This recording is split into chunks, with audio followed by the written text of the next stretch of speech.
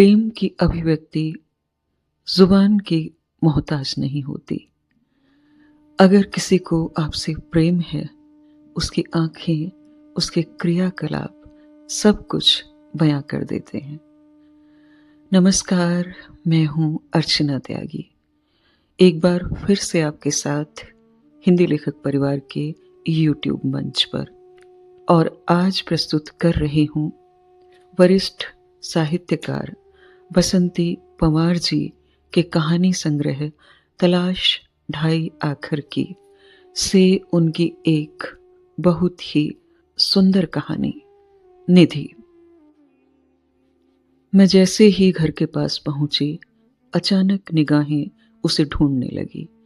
ऐसा लगा हमेशा की तरह मेरे आने का समय होते ही वह खिड़की की जाली से मुंह टिकाकर मेरी राह निहार रही है। मुझे याद आने लगा, ताला खोलकर जैसे ही मैं अंदर पहुंचती, वह दौड़कर मुझसे लिपट जाती और मैं बहुत देर तक उसके सिर पर, पीठ पर प्यार से हाथ फेरकर उसे सहलाती रहती। जब वह पूरी तरह मेरे प्यार से संतुष्ट हो जाती तो अपने आप दूर जाकर बैठ जाती। वह जानती थी कि अब यह कहीं भी नहीं जाएगी, फिर भी आंखें खोल खोल कर देखती रहती। अगर मैं किसी काम से ऊपर जाती तो वह भी मेरे पीछे पीछे हो लेती। जब मैं व्यस्त होती, उसकी तरफ ध्यान नहीं दे पाती, तो उसने मेरा ध्यान अपनी ओर आकर्षित करने का एक उपाय भी खोज निकाला था।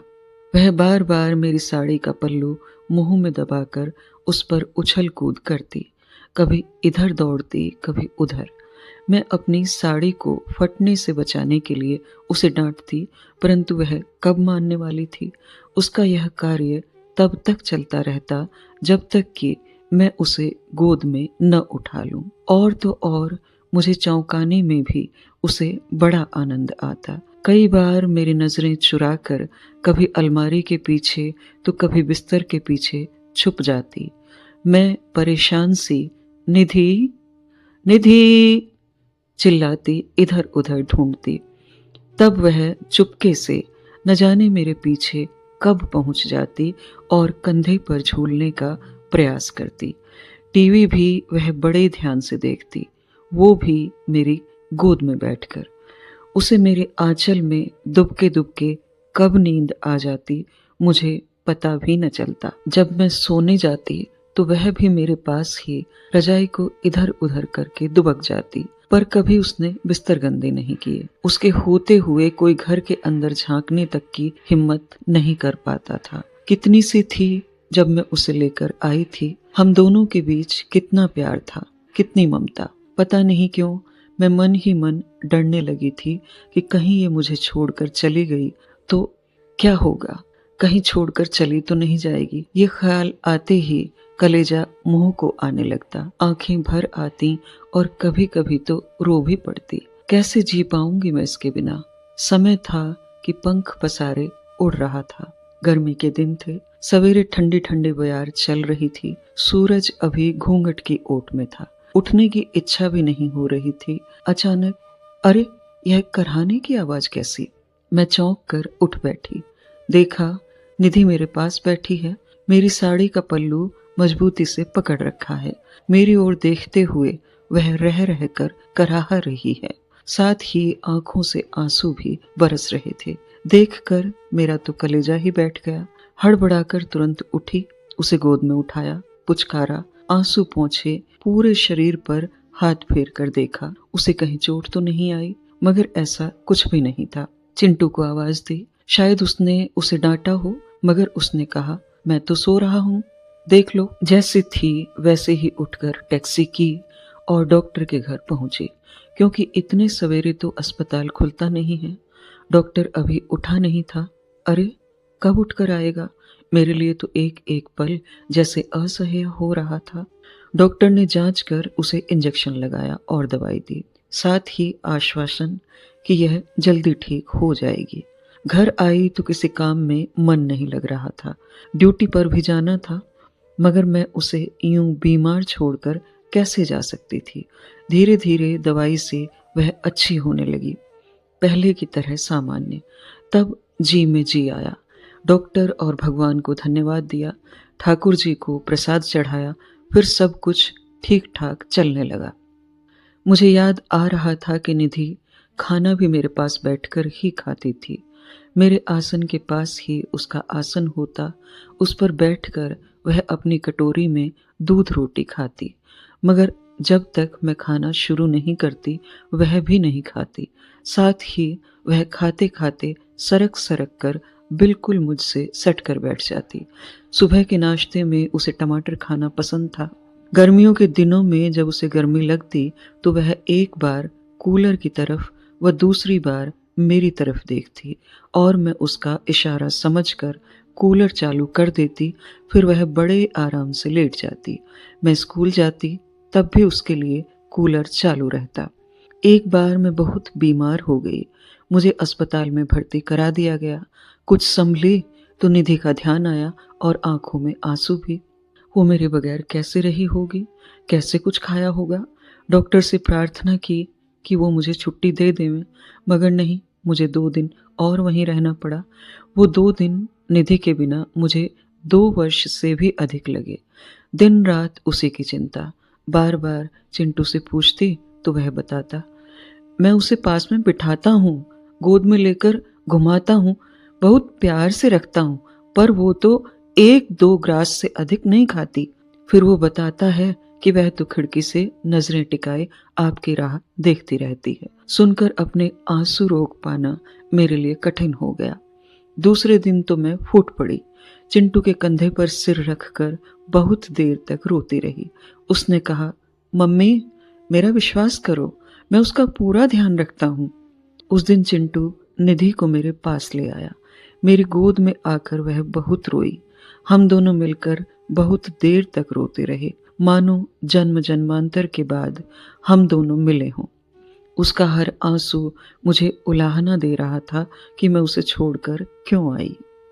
उस शाम डॉक्टर से छुट्टी लेकर मैं घर आ गई। निधि समझ गई थी कि मैं बीमार हूँ। वो मेरे पास बैठी बैठी अपने नन्हे नन्हे हाथों से मेरे बाल सहलाती, सिर दबाती। मुझे लगता ये पिछले जन्म में अवश्य मेरी माँ रही होगी। मैंने देखा कि वो मेरी चिंता कर करके दुबली हो गई है। मैंने सोचा, जानवर आदमी से ज्यादा समझदार है, वफादार है, दुख दर्द और भावना को समझते हैं, बस बोल ही तो नहीं पाते। ये भी अच्छा ही है, वरना ये भी आदमी ही की तरह हृदयहीन हो जाते। भावनाओं की कद्र करने के स्थान पर उनका उपहास उड़ाते। मन की कोमल भावनाओं से खेलकर उन्हें कुचलना आदमी खूब जानता है। निधि को मैंने क्या दिया है? बस जरा सा प्रेम ही तो, मगर इस जरा से प्रेम के बदले मेरे लिए इसका मन कितना आहत है। और आदमी जिसके लिए उसने अपना सर्वस्व न्यौछावर कर दिया, उसे आज उसकी तकलीफ का जरा भी एहसास नहीं। शायद यही जीवन की हकीकत है। बस समय यूं ही गुजर रहा था। एक दिन सवेरे मैंने देखा कि निधि कराह रही है। डॉक्टर को दिखाया, उपचार कराया, मगर वह पहले की तरह ठीक नहीं हुई। डॉक्टर ने कहा कि अब शायद ही बच पाए, उम्र भी हो गई है। दिन भर उसने कुछ नहीं खाया। मेरी गोद में लेटी लेटी मुझे निहारती रही। आंसू बहते रहे। अंतर्वेदना से छटपटाता मेरा कलेजा मुंह को आ रहा था। बस रोती रोती उसे सहलाती जा रही थी। इसे कैसे बचाऊं? कोई उपाय नहीं सूझ रहा था।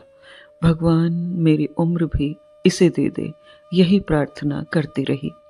धीरे धीरे मैंने देखा कि उसकी आंखें बंद होने लगी हैं और सांस की गति भी। मैं हड़बड़ा उठी, चीखने लगी, डॉक्टर निधि को बचा लो, निधि को बचा लो। चिंटू डॉक्टर को बुला लाया। मैंने रोते रोते डॉक्टर के पैर पकड़ लिए, कहा, बस मेरी निधि को बचा लो, कुछ भी करो, मेरी जान ले लो। पर चिंटू मुझे संभालने का प्रयास कर रहा था, मगर सब बेकार। वो भी अपने आंसू रोक पाने में असमर्थ था। डॉक्टर बोला, अब कुछ नहीं हो सकता, दवाई बेअसर है, बस कुछ घंटे निकल पाएंगे। मैं चीखती रही, नहीं नहीं नहीं नहीं। रात भर उसे पुचकारती रही, पुकारती रही। वो काली लंबी रात बेबस लाचार सी, वक्त के हाथों सब कुछ लुटने को मजबूर। ये कैसी मजबूरी है, इस मंजिल पर आकर हर इंसान, हर वैज्ञानिक हार जाता है। भगवान आप ऐसा क्यों करते हो? खूब प्रार्थना की, मन्नत मांगी, प्रभु निधि को अच्छा कर दो, इसके बदले में मेरे प्राण ले लो, पर सब बेकार। वो अंत का दर्द, बेबस सी निगाहों से उसका मुझे निहारना, जैसे वो अपनी आंखों में मुझे समेट लेना चाहती हो। हम एक दूसरे से जुदा हो रहे थे। उसके पंजों में पकड़ी साड़ी की पकड़ ढीली हो रही थी। मैंने महसूस किया कि उसके हाथ पैर ठंडे हो रहे हैं। उसने बड़ी कठिनाई से आंखें खोली, मुझे देखा और प्रभात की पहली किरण का निकलना हुआ और वह सदा के लिए। मैं पुकारती रह गई, जो मेरी जरा सी आहट से तरंगित हो मेरे पास चली आती थी, वह मुझे अपनी आंखों में समेटकर खामोश थी। आज सबके समझाने के बाद अपने आप को संभालने की कोशिश करते हुए ड्यूटी पर गई। वहां कुछ समय के लिए भूल गई कि निधि नहीं है। शाम को जल्दी जल्दी घर पहुंची। सोचा वह राह देख रही होगी। उसे न पाकर लगा शायद वह शरारत करने के बहाने कहीं छुप गई है। अनायास ही मुंह से निधि निधि निकलने लगा, मगर अब इस खिड़की में मेरी राह देखने वाली निगाहें नहीं थी। वो छुप गई थी मेरे दिल के कोने में। मेरे दिल की धड़कनें उसे प्यार से सहला रही थी। यह थी बसंती पंवार जी की लिखी हुई एक बहुत ही रोचक और सुंदर कहानी, निधि। मैं आशा करती हूँ मेरी आवाज में यह कहानी आपको अवश्य ही पसंद आई होगी। वीडियो को लाइक करें, कमेंट करें और अन्य साहित्य प्रेमियों के साथ साझा भी अवश्य करें। ऐसी ही और कहानियाँ सुनते रहने के लिए चैनल को सब्सक्राइब करना नहीं भूलें। मैं अर्चना त्यागी अब आपसे विदा लेती हूँ। फिर मिलते हैं एक और कहानी के साथ बेहतरीन कहानियों के सफर में। धन्यवाद। अगर आपको रचना पसंद आती है तो लाइक्स और कमेंट्स ज़रूर करें और शेयर कीजिए।